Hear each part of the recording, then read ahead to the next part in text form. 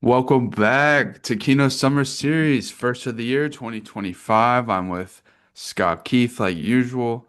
Today, we're starting off the summer series with Eric Rohmer's A Summer's Tale or A Tale of Summer, depending on where you find the movie, I guess. I don't It's know just why. it's that did confuse me hunting this down. It's just because that's how French and all the Romance languages. It's like I don't know, like sopa de pollo is like chicken soup because they use the do or the duh. That was Spanish, but you know what I mean. It's Yeah, they use the of. It's like this is the YouTube channel of Adrian.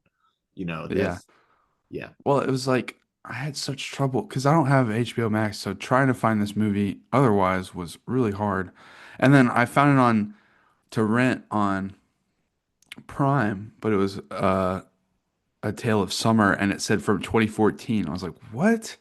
Oh yeah, I saw that too. I was really confused. And I was like, and it didn't even have the right like poster, I don't think, but it had like the right thumbnail. So I was like, I this better be it. I took the chance and it was it. It was just really strange. You could get a refund. No, it is a strange thing, and it's one of the. This is a good example of like I don't know. I don't think this movie ever would have been easy to find, like unless you were like going to international festival. As an American, like it never would have been easy to find. And I do think we take for granted how much international cinema you can find now. Because even back in video store days, dude, like you had your handful of stuff that made it abroad, and yeah, you had movies from like English speaking countries. But I don't know if it was 88 and you wanted to watch something in French, like how many choices do you have? That being said, it does like kind of bring up, you know, I don't know, how having so many services is a pain. And then like also having them label it's from 2014. That's insane. That's absolutely ludicrous. How the like the tagging and stuff, because the people who do the metadata for all of this, they're not watching all of every movie, obviously. But anyway, Summer's Tale, Tale of Summer, Rohmer, my first Rohmer. I believe you said you'd see I Pauline on watched the last beach. year I watched Pauline at the Beach and had a good time. And it was exactly what I was looking for at the time, which was something laid back, light drama, summer atmosphere. And I had a feeling this would be the same, and it was. Boy, was it. And it's like one of his more straightforward films because it's apparently ripped straight from his younger years, which makes sense because I was getting a sense of that the whole time and how Oh, he did yeah. this. I'm like, this is absolutely an author insert or a director insert. And then, I don't know, it didn't go full like harem anime where it's just women throwing themselves at him. I feel like it might have condensed a few summers together, of course, but it was like, oh no, I'm a little French soft boy, and all the women are throwing Oh themselves at no, I me. only have three women to choose from. Oh no, I only have three French girls in love with me. He does. It is that thing though, where like the thing that made me kind of buy it, even though I was thinking that in the movie, making fun of that aspect, is like there is like kind of like like a nerdy, insecure musician type that is absolutely like ripe for the plucking for like women with avoidant or anxious like attachment styles if I'm doing some armchair psychology. Like there's absolutely a soft boy with a guitar. There are women who are super into that. Also, it's like what constitutes a relationship here in America, at least when I was growing up, was very much more black and white. It's fascinating to see this kind of European playfulness that comes out and isn't like Margot, she says she has a boyfriend, but here she is like playing around with him and even kissing him a few times and it's just like they all have different things going on and they can kind of I guess play around and see what happens without it being too obstructive to Yeah, their also he's in like South Africa or something, to be fair. It's very long distance. It sounds like she's almost just saying that almost to like keep him at bay because she's trying to keep her options open. But it is one of those things like I get really annoyed at people who think culture, they think France and they're just like baguettes, croissants, carbohydrates. Like and while that's all important, and I love all of it, is that it's like there's all that's what's interesting. Like film can show you all those like little nuances of culture that are it's hard to even like write down, in like a nonfiction book. Yeah. You almost have to like see it and like short of, buying a ticket and going to Dinard or whatever this place is called. Um, like you can see it, and that's what I love so much about international cinema because I know in like some culture, like I've known people from other cultures who like here, let's say you were in a committed relationship with somebody, and then like you went dancing, or you went to the club and you danced with, somebody of the opposite sex or whatever. Let's assume you're heterosexual. It's like that would be, frowned upon Yeah.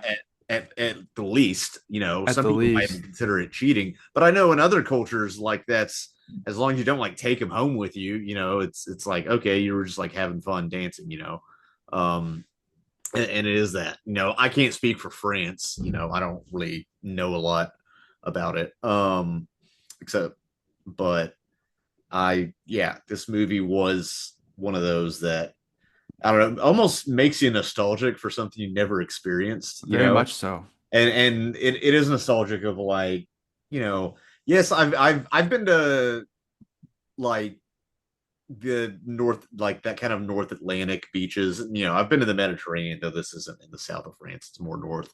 But like, so it does capture that vibe. I mean, there's something about, I hate saying it, I always feel like a prick when I do, but like something about him, like at the very beginning, he's just wandering around by himself and like drinking that beer and eating that like ham sandwich. I'm like, dude, I've had that beer out of that glass and eaten that ham sandwich before, and That's it awesome. it hit so, and like had that same sort of contemplative, like I'm enjoying my summer and my travel, but also like what am I doing? There's that like existential fog over it that like you're trying to enjoy it, but there's also like so many unknown things in your life at the same time. It's so hard to live in the moment just because it is in constant flux, and I had all the women throwing themselves at me just like this It's guy. it's just so important, especially for a movie like this, to let you soak in the scenery beforehand anyway. Like giving you some real time to hang out with him and feel him in his vacation. And like you said, and this whole movie is like the epitome of still being young and having a naivete, but also like you think things you're trying to strike while the iron's hot, and yeah, like he is with his music, and he's young, so he's feeling like, well, I got to figure out things now. Everyone at 19, 20 feels like, I have to figure out everything right now, or else I'm screwed, and because like my whole life's ahead of me, and this is the time to do it. And so he's laid back, but I can tell there's that undercurrent that is like, I'm trying to figure myself out. I don't know what I'm doing. I'm just gonna roll with things. And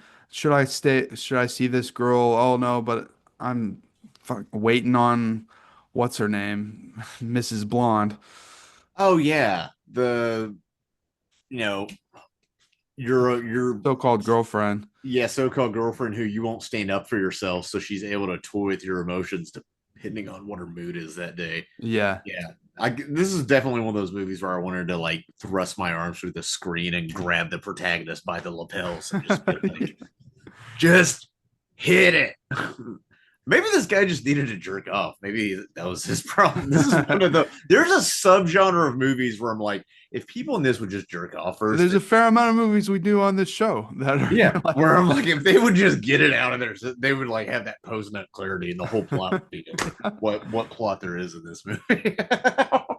that's like, yeah, that's the thing though. It's like that's what so alluring about Pauline to the Beach is that it was laid back, and Pauline, she's like 14, 15, and she's like the main character technically, but really she's at the age where not a lot is happening with drama wise. She's observing her cousin, I think it's her cousin, and like the guys she's talking to and who she has a love triangle with, very similar to this movie in ways, but like, and she talks to a young boy and stuff, but like it's really about what you observe. Like you as a kid go on a trip and observe everything around you because you're not at that age yet to where things are complex relationship and love wise. You don't understand a lot. And I was fascinated by that perspective.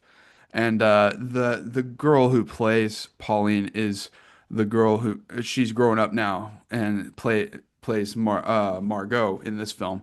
And it was a pleasant surprise because it almost felt like a spiritual connection to Pauline at the beach. Like this woman's all grown up now. I was like, wow.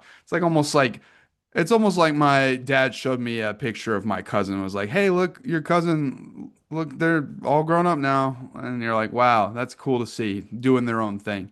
I know it's not the same character, but I just felt that connection. No, but there's a connection there. You're absolutely right. I didn't realize she was that young in Pauline at the Beach. I haven't seen it. I thought she was about this age or adult. Because No, like she's this a and Pauline at the young Beach are the teenager. main things. I mean, really, because most of the actors in this, like she who plays Margot and the guy who plays Gaspar, like they've been in some stuff. Apparently, Gaspar's at Speed Racer, which is Oh hilarious. shit. I didn't didn't know that the Wachowskis, but I mean the other actors are like way less known, and it does this thing where we've said it on here. Like I like kind of um people who look like people. They Yeah. don't look like too perfect, too actory, too Hollywood, which this obviously isn't. And there's something endearing about that, and I can actually relate to it more instead of it being like this aspirational, like, oh, if I had a woman that hot, or they need a hot woman to put on the poster, you know. And it's so simple, but like I do love the casting of this, and how like dude, this is gonna sound super incelly, but like the women have different phenotypes that like kind of No, give it's them important, I different think. look and character. No, it is. It's just good casting and good wardrobe. You know that. And Gaspard to me, like he looks almost like a cross between Dominic Sessa and like Timothy Chalamet to Oh, me. he does, dude. He needs so much protein. He needs to drink whole milk and eat cottage cheese and go to the gym, dude. And the way the film's photographed is beautiful. Like there's so many postcard looking shots of the city and just the environment and also like the lighting. It kind of reminds me of like pictures I would see in old 90s textbooks. It's got like there's such a texture to it while still being light and airy. I don't know. It's an interesting I want like I guess it's the film stock they use, but it looks It good. is, but also I read that Rohmer was so dead set on how he wanted this movie to look. He went to the like when location scouting, which I mean, because he had this like wanted to shoot here for years, I'm sure, and also like yeah, it looks beautiful. Look where you're filming. Also, not to like not give him credit, but it's like it's a lot easier to make it beautiful when you're shooting in a beautiful location. But um, he was so specific. He knew when, like, at what point in the tide he wanted to shoot, like where he wanted the water to be, and Hell yeah. also like where he wanted the sun to be. He was that specific, and that, I mean, that's common for movies, but he was like, we need to shoot this at like 2 p.m., for this scene.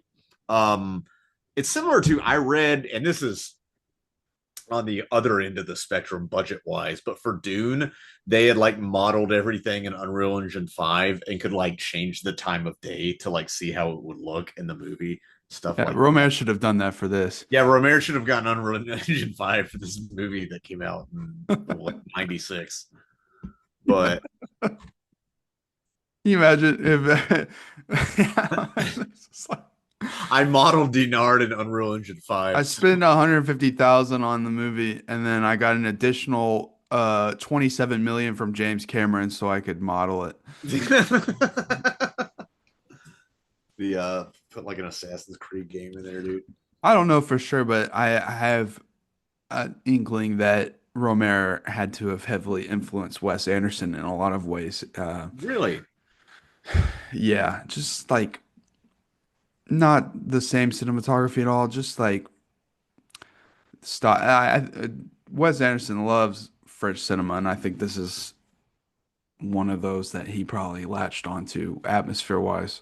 And like the time cards. I love the time cards or the date, showing the dates. Because at first it just seems like a stylistic choice, but the further the dates flash before you and the further you get away from when his girlfriend was supposed to meet up for him, the more sour it kind of feels, I think. No, it's almost anxiety inducing. Yeah. And then you get to this point where it's like he's having to make these decisions and you feel it. No, that really makes the movie it's such a simple thing. Like it roots you in the movie, especially a movie that's taken place over basically an entire summer where he can just crash on his at his friend's apartment and putz around and then be sad about it that he's in this beautiful location women are after. Yeah, what a Yeah. the Because like it could have gone the before sunrise kind of route and like had him and Margot have these conversations all in one day and just do it at different locations. But it's like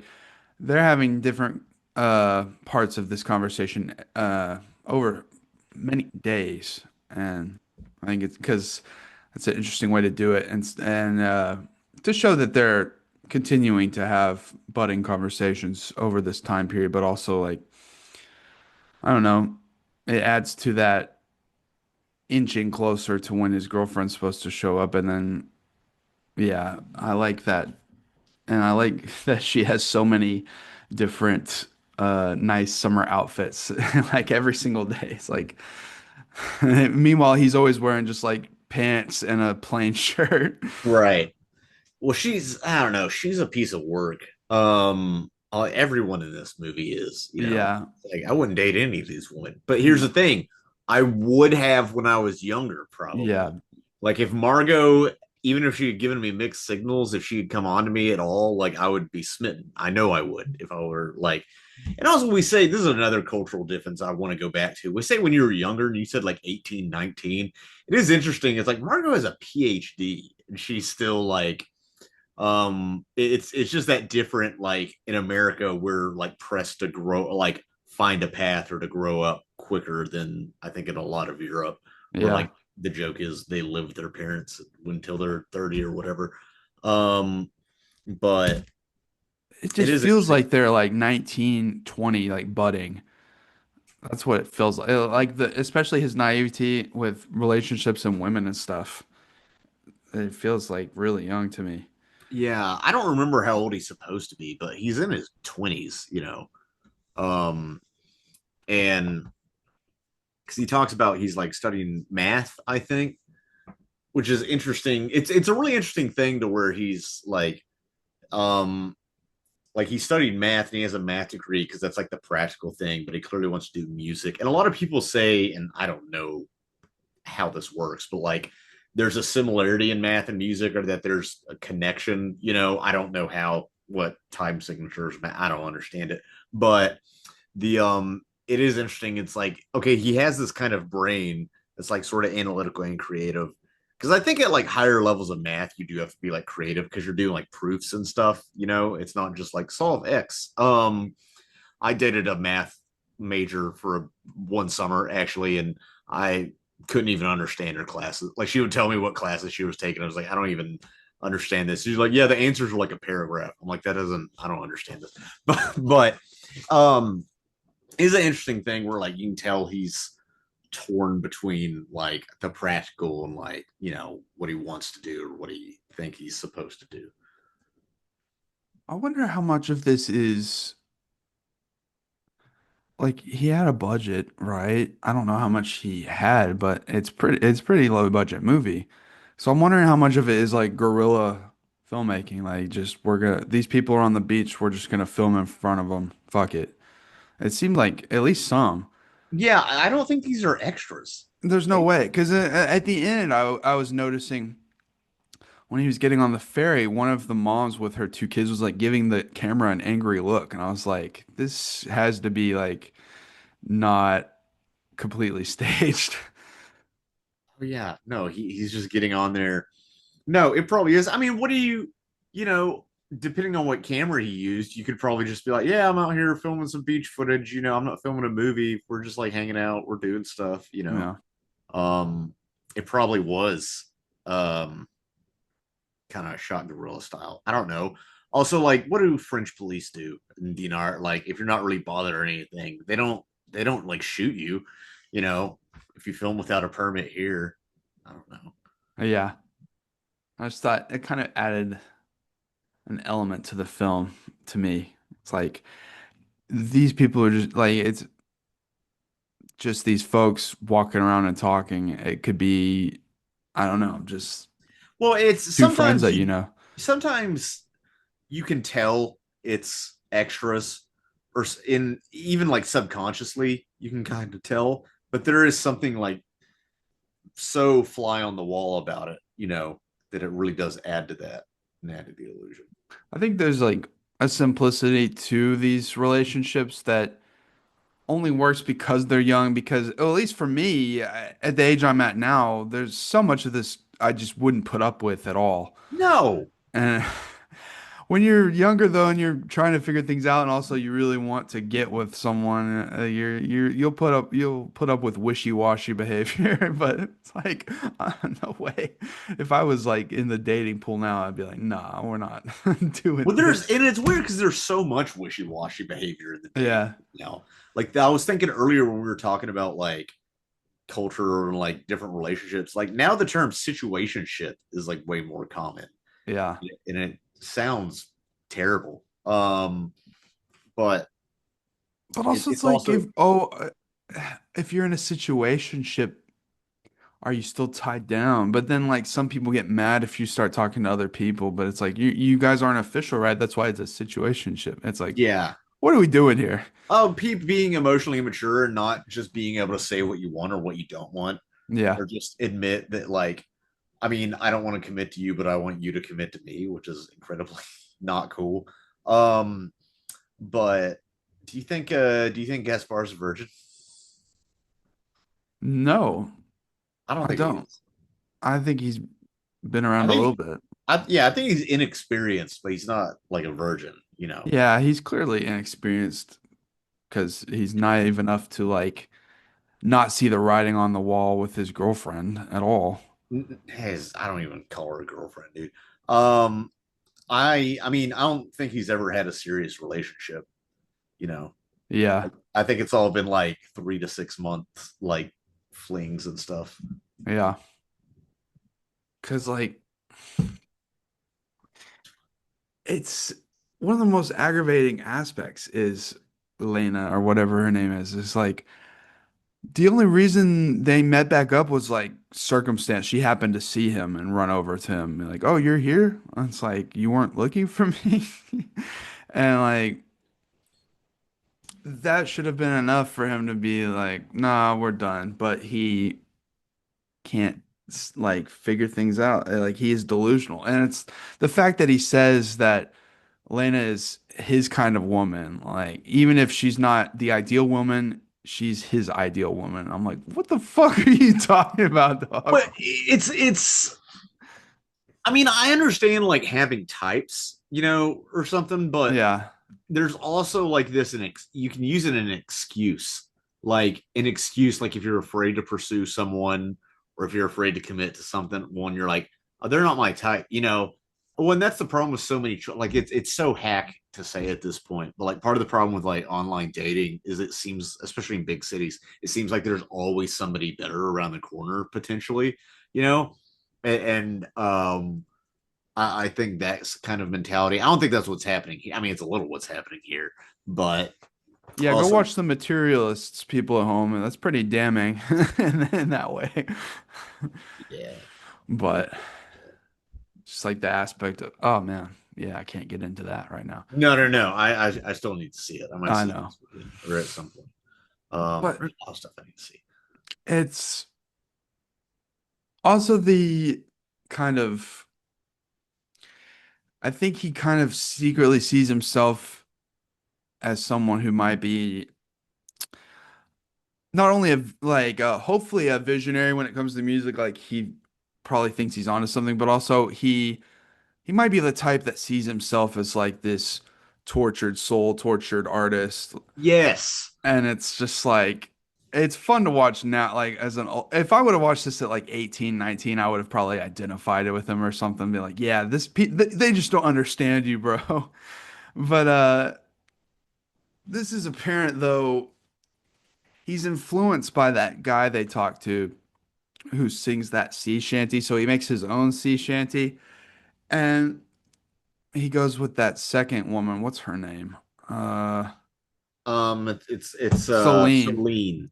He goes with Celine and hangs out with her aunt and uncle, and they kind of drill him for writing a sea shanty, and it should just be like a silly little thing. And to be fair, they shouldn't have like dissed him for that. I was surprised. Like, what are you getting on? Like, it's not every song has to be serious, but he has to like back himself up and like defend what he was going for and say like, I just wanted to do an old-fashioned sea shanty. It doesn't have to be this or that. And so there is that of yeah, he might feel self-important a little bit with his art, but also it's good that he is able to not take every aspect of it seriously, and it sucks that he does have to defend that shanty in the moment. And then that shanty comes back later and when she sings it again but like sarcastically, I'm like, God damn, leave this guy alone. Nah, it's like because he says he normally is into the blues, Yeah. which is so like, oh, I'm serious. But that's I'm like Bob also Dylan. I think it's interesting because that's an American genre, and so he's taking something from far away and romanticizing it because that's what he does. But then when he's presented with something right in front of him of that old sailor, that actually inspires him to try something new because Yeah. he's actually engaging with life Yeah. instead of like hanging out alone, you know, like listening to record or cassettes, all that stuff. And so he needs to do more of that to find his voice instead of like recapitulating the voice of people he hears from across the sea. Because like you probably can't see a lot of blues shows, and France in the '90s. Maybe a handful in Paris. I don't know, some expats, but Yeah, it's like it adds to that idea that he kind of sees himself as this like adventurer in life and like yeah, of course it's the blues. He's also a sad boy. and also like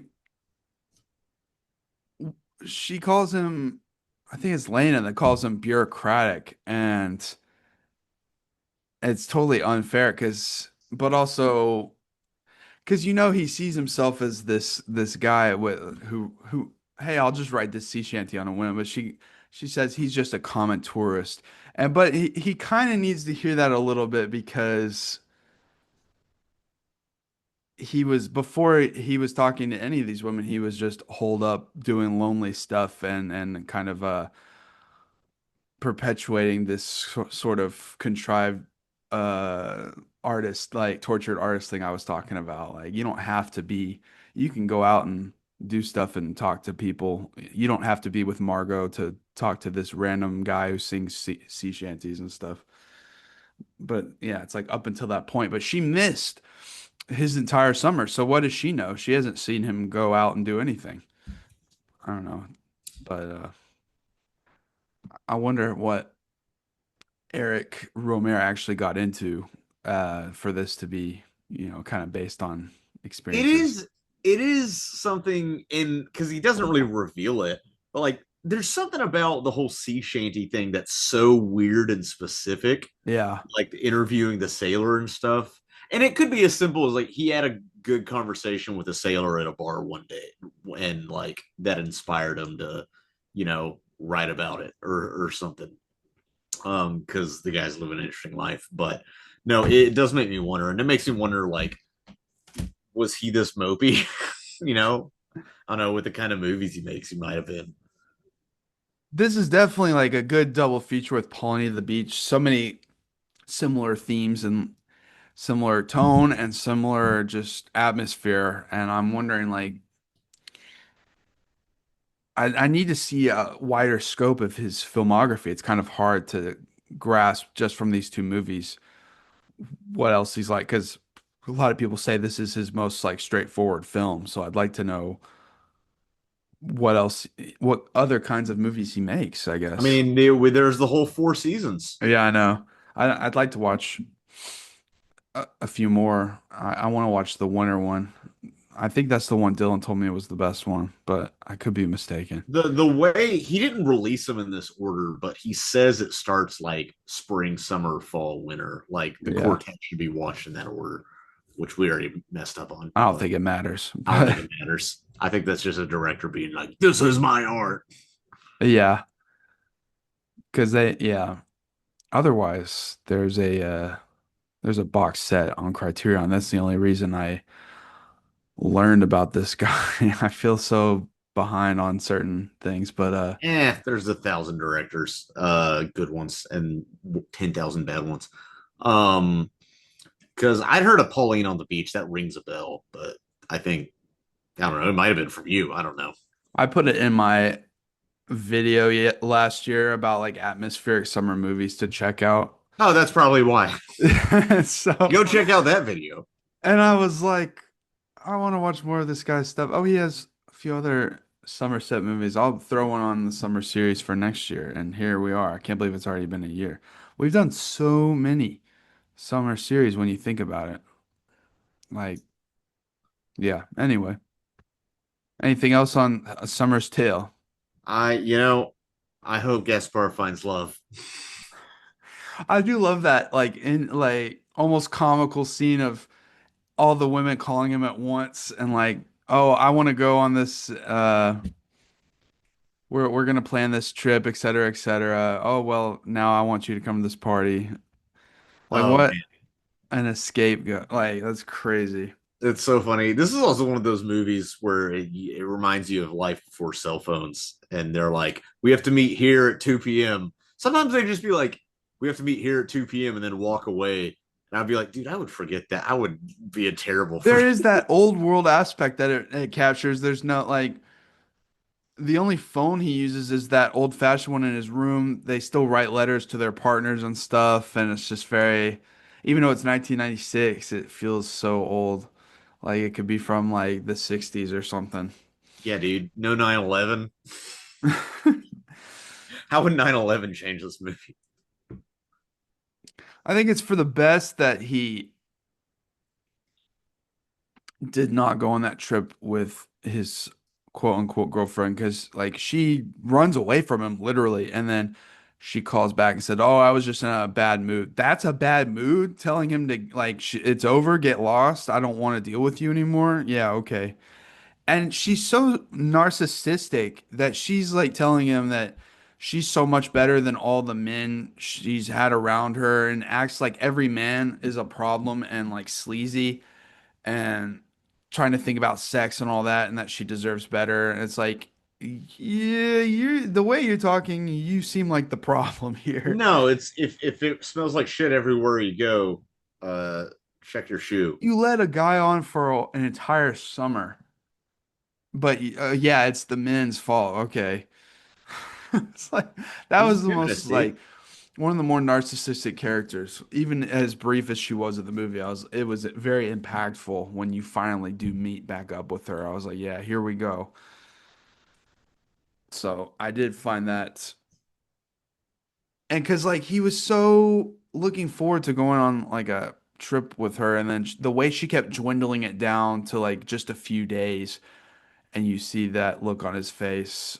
That's some of the more emotion we get out of him because he keeps himself kind of stoic or guarded. I know, like even when all this is breaking down, he tries to follow her and stuff, but even when she runs away, he's